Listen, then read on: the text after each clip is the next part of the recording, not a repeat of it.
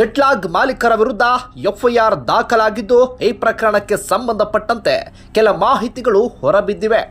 ಆ ರೆಸ್ಟೋ ಬಾರ್ನಲ್ಲಿ rave party ನಡೆಸ್ತಾ ಇದ್ರ ಸ್ಟಾರ್ ನಟ ನಟಿಯರು ಅನ್ನೋ ಅನುಮಾನಗಳಿಗೆ ಈಗ ಸಿಕ್ಕಿರುವ ಮಾಹಿತಿ ಪುಷ್ಟಿ ನೀಡುವಂತಿದೆ.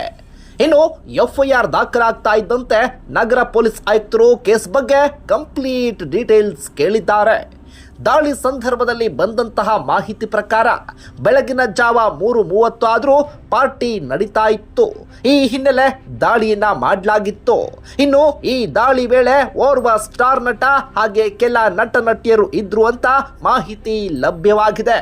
ಅಷ್ಟೇ ಅಲ್ಲದೆ ಅಸಲಿಗೆ ಅಲ್ಲಿ ನಡೆದಿದ್ದು ಯಾವ ಪಾರ್ಟಿ, ಯಾರೆಲ್ಲ ಭಾಗಿಯಾಗಿದ್ರು, ಹೀಗಾಗಿ ಇದಕ್ಕೆ ಸಂಬಂಧಪಟ್ಟ ಹಾಗೆ ಎಲ್ಲ ಮಾಹಿತಿಯನ್ನ ಕಲೆ ಹಾಕೋದಕ್ಕೆ ಸೂಚನೆಯನ್ನ ನೀಡಲಾಗಿದೆ. ದಾಳಿ ವೇಳೆ ಎಲ್ಲರೂ ಎಣ್ಣೆ ಪಾರ್ಟಿ ಮಾಡ್ತಾ ಇದ್ರು ಅನ್ನೋದು ಮೇಲ್ನೋಟಕ್ಕೆ ಗೊತ್ತಾಗಿತ್ತು. ಅಲ್ಲಿ ಯಾರೆಲ್ಲ ಇದ್ರು, ಪಾರ್ಟಿ ಆರ್ಗನೈಸ್ ಮಾಡಿದ್ದು ಯಾರು, ಕೇಸ್ ಬಗ್ಗೆ ಸ್ವತಃ ಕಮಿಷನರ್ ಮಾಹಿತಿ ಕೇಳಿದ್ದಾರೆ. ಈ ಹಿನ್ನೆಲೆಯಲ್ಲಿ ಸುಬ್ರಹ್ಮಣ್ಯಂ ನಗರ ಪೊಲೀಸರು ತನಿಖೆಯನ್ನ ಚುರುಕುಗೊಳಿಸಿದ್ದಾರೆ.